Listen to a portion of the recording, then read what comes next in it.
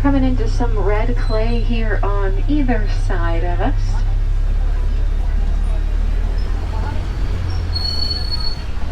And it looks like I see some footprints down below. And over here on the right hand side I do see some tusk marks in that red clay as well. Might be a good indication that there might be some more elephants up ahead.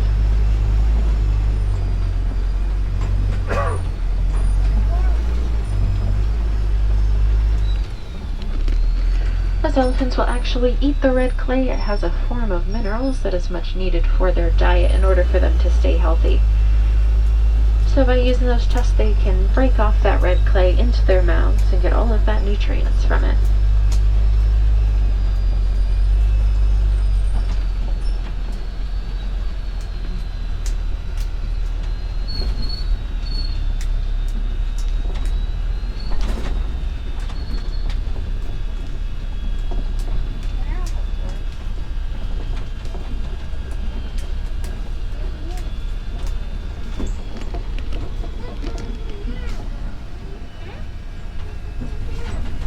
Ворота, это сволок, чтобы не убегали, наверное.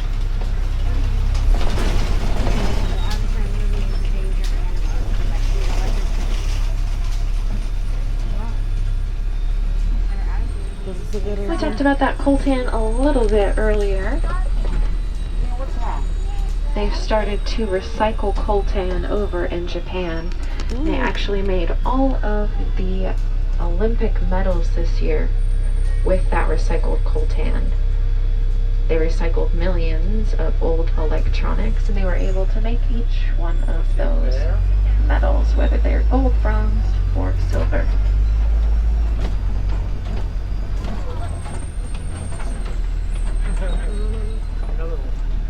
Got some more of those baobab trees here on the right hand side.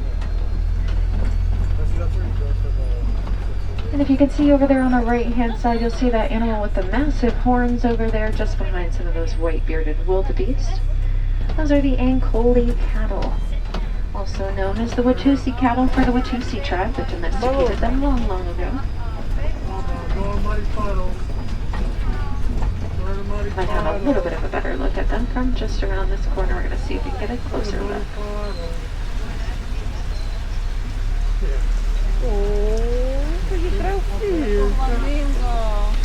Красавица. А вот птички прям по дороге идут.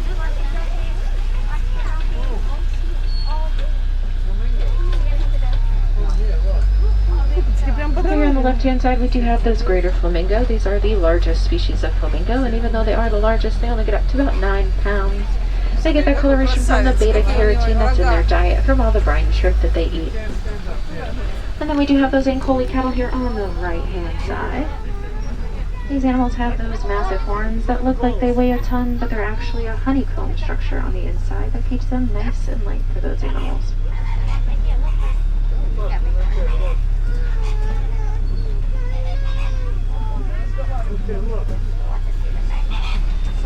They're also a huge status symbol here in Africa, so if you know anybody with those Ankole cattle, you know that they are very well off.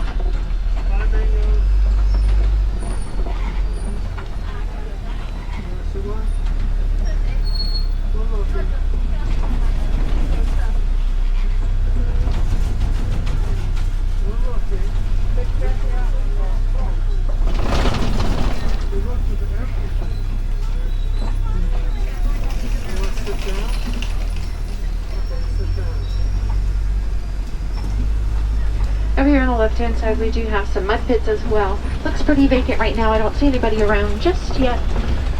A lot of animals will use these mud pits as a way to stay cool, especially during these hot summer months. Most commonly in this area, we're able to see the white rhinoceros. However, I don't see them around just yet. Those white rhinoceros will not only use these mud pits as a way to stay cool, but it also helps keep their skin protected from the sunlight, kind of how the elephants will use the mud in the same way.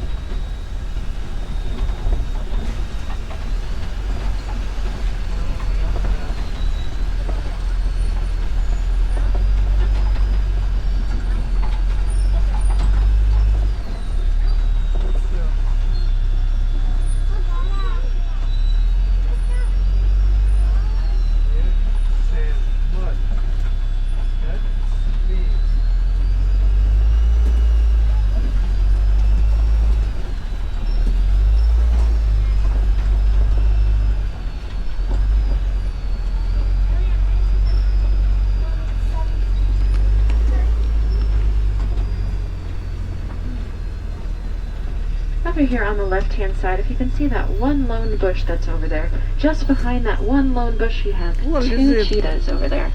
And those cheetahs are the fastest land mammal. They can travel up to 60 miles an hour in about 3 seconds. I'll go slow so everybody's able to see them, just because they are kind of hidden right behind that one bush there. They can only go that fast for a short distance, however, before they overheat and tire out. They also have what look like teardrop-shaped markings next to their eyes. Those little black strips help them to be able to see better during the day. Bounces sunlight off their faces so that they can see, kind of act as their own personal pair of sunglasses. They are one of the only big cats that hunt during the day, so they need that extra little bit of protection. We also have the rock formation over here on the left-hand side called a kopie. These kopies are used by a lot of different animals for their high vantage points to be able to spot any predator or prey in the area. As we come around this corner here on the right-hand side, and it looks like we have another one on the left-hand side as we make our way forward, you'll see the water buck. These water buck are very fond of water, as their name would suggest. They drink an unusually large amount of water, and once they find their source of water, they won't tend to stray too far from it. The other animal that you see over there on the left-hand side with the horns over there, that is a bontebok. And those bontebok are actually extinct in the wild, so a reserve like ours is the only place you might be able to see one of those.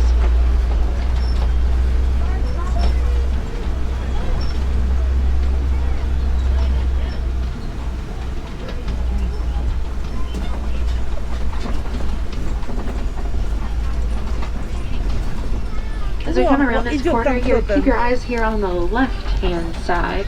You'll see some movement down below us there. That is a warthog. Those warthogs are pretty territorial creatures. They like to back into those burrows that you see down below there. And they will bare those razor-sharp tusks of theirs as a way to keep themselves and their burrows protected.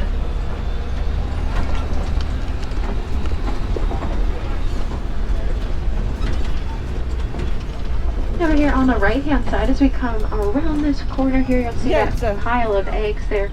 Those are the ostrich eggs. Those ostrich eggs can weigh up to 3 pounds, which makes them the largest type of eggs. And that 3 pounds is just about as much as 2 dozen chicken eggs.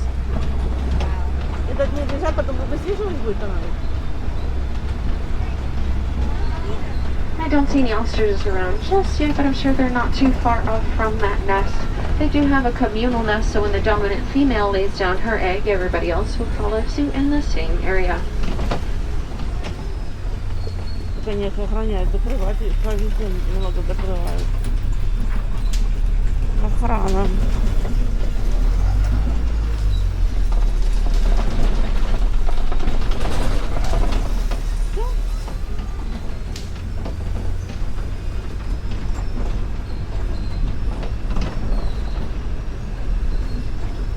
Right on the outskirts here of the Harambe Wildlife Reserve, we have the warden's post. Here the warden and his team will look after the reserve itself. If you notice that large yellow box there in the middle, that is actually a beehive box. Those beehive boxes are used throughout Africa as a way to keep elephants out of land. That was something that was found by the ЖИЗНь conservation team. The elephants do not like the sound of bees. They're actually afraid of the sound. So by putting those beehive boxes up across farmland in Africa, they were able to keep those elephants safe from any potential poaching that they might have faced if they were to trample any crops. And those farmers were then able to save all of those crops that they would have otherwise had been trampled. And they also get to profit off of the honey of the bees as well. So it's a win-win-win all the way around. And once again, that was founded by the ЖИЗНь conservation team.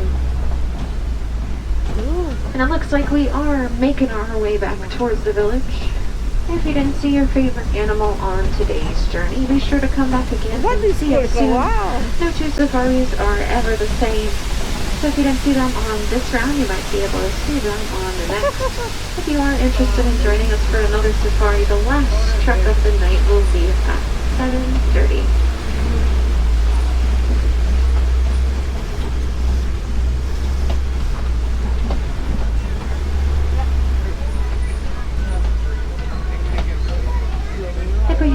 Wilderness Explorers aboard. You guys are on the Simbo one.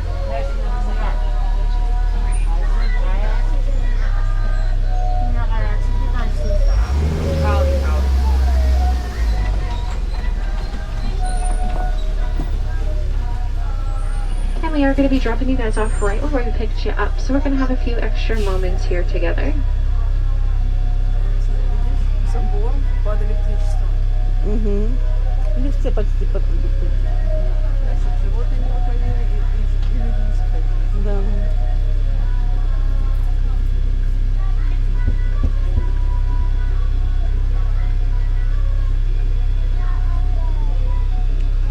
Наверное, все.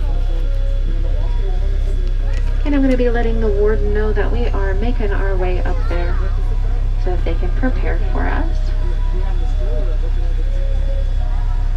My friends in the front row who have the selfie stick, go ahead and put that down for me because my managers are up there. I don't want them